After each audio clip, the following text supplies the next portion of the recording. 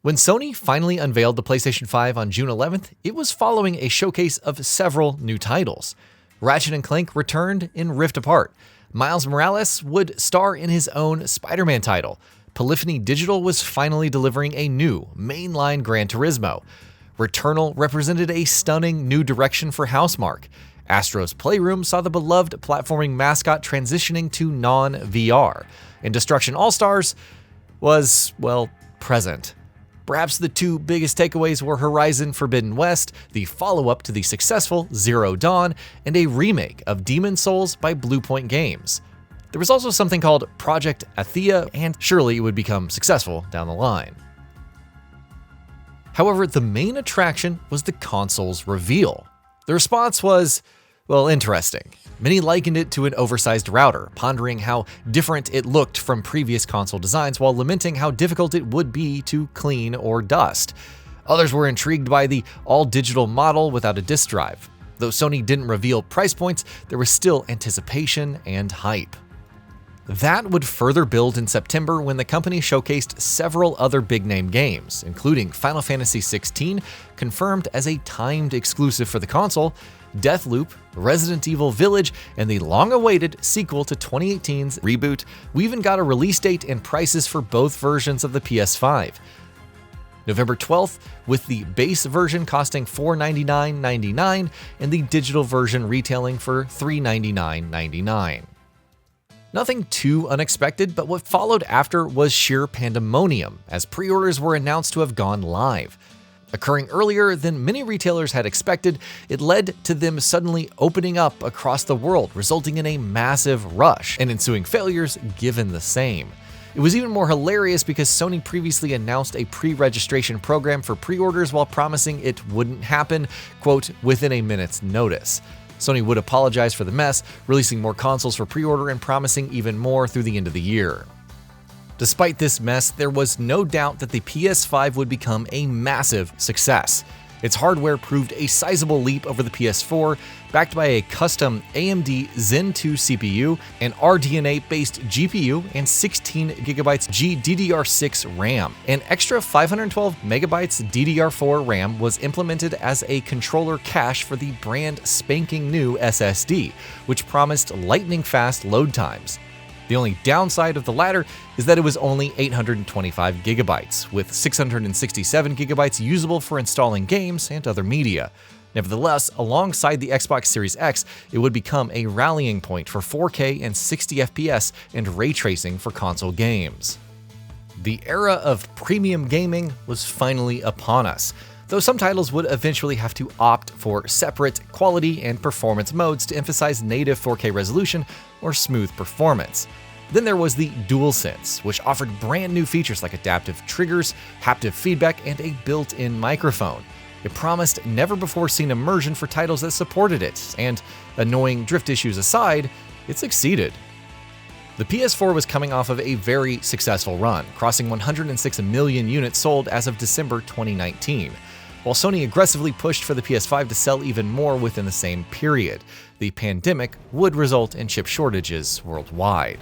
Stock was thus limited, but the PS5 still managed to ship 4.5 million units in the fiscal quarter ending December 31st, 2020.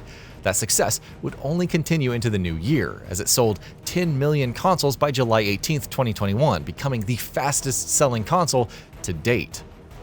While the initial range of launch exclusives wasn't too crazy, especially with the likes of Sackboy: A Big Adventure and Marvel's Spider-Man Miles Morales available on the PS4, the Demon's Souls remake was already hailed as a Game of the Year contender. Astro's Playroom was also a great free addition, showcasing the power of the PS5 and DualSense while offering a fun platforming experience. Sony saw some backlash from making Marvel's Spider-Man Remastered and exclusive to the PS5 as a bonus for those who purchased Marvel's Spider-Man Miles Morales' Ultimate Edition. The rate of releases picked up after the launch of Destruction All-Stars in February 2021, though sadly it didn't garner much enthusiasm even when offered for free on PlayStation Plus. Remastered versions of Neo 1 and 2 would arrive in February 2021, followed by Returnal in April.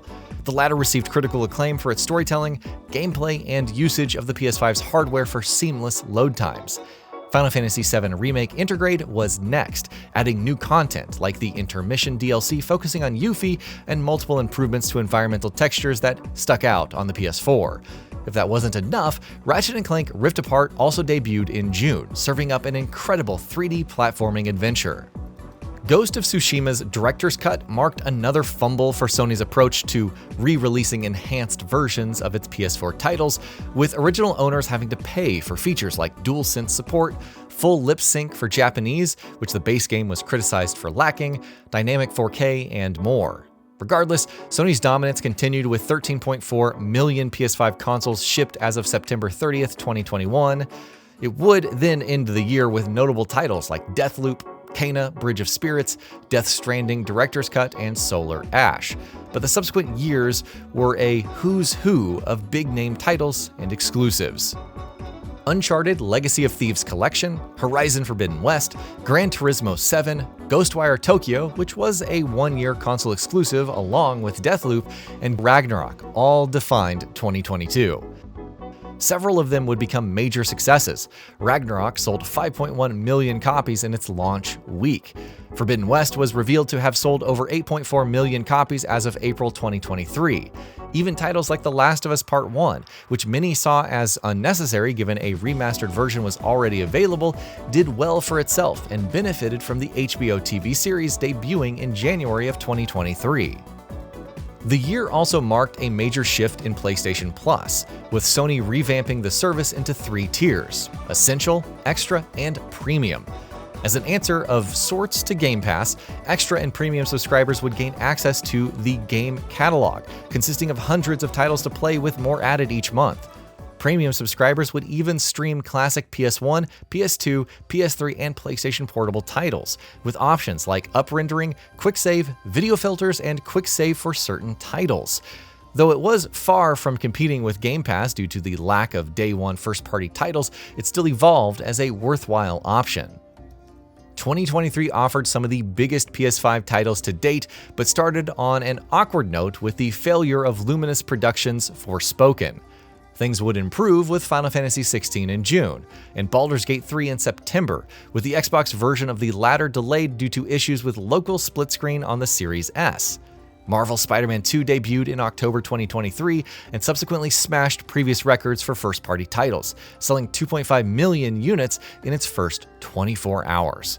Ragnarok fans were also catered to with the launch of Valhalla, a free expansion and roguelite mode with a new story. The PS5 ended the year with 50 million sales and even saw the introduction of a slim model with a larger SSD and a digital edition that lacked a Blu-ray disc drive, which could be purchased separately. It also saw a bizarre rift in strategy. Known for its single-player focused titles, it announced plans to release 12 live service games by April 2026. Of course, several of those, including Naughty Dog's multiplayer title based on The Last of Us, would be cancelled. Sony still committed to the live service approach by showcasing games like Concord and Fair Games in 2024, but with the announcement of no new titles in major franchises before April 2025, there was some worry.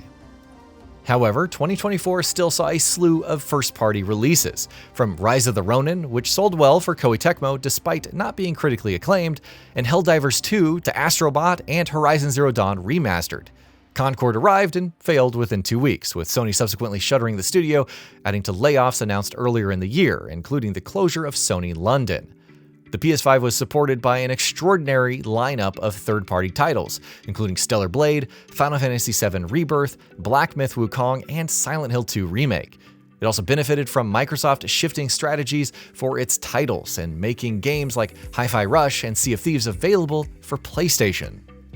Even in a relatively slower year, the PS5 still stands as a must-own console, especially for first-party exclusives. The PS5 Pro caused more than its fair share of backlash with the $699.99 price, but has emerged post-launch as a decent alternative for even more visual fidelity and performance. Hardware like PlayStation VR2 has underwhelmed, but PlayStation Portal has emerged as a surprising success. Sony revealed that the PS5 Slim would get a price drop for the holidays, retailing at $379.99 until December 24th. However, it has since pulled the ad and removed any mention of this deal. The future of the brand is looking pretty bright, with Ghost of Yotei, Sucker Punch's sequel to Ghost of Tsushima, out next year and marking the beginning of major single-player titles yearly from Sony. There's also the likes of Death Stranding 2 on the beach to look forward to, and we've yet to see what developers like Bend Studio have in store. With 65.5 million units shipped worldwide, the PS5 is only just getting started. And that'll be about it for this one. If you guys like what we're doing at GamingBolt, please consider subscribing to our channel, and I'll see you guys on the next video.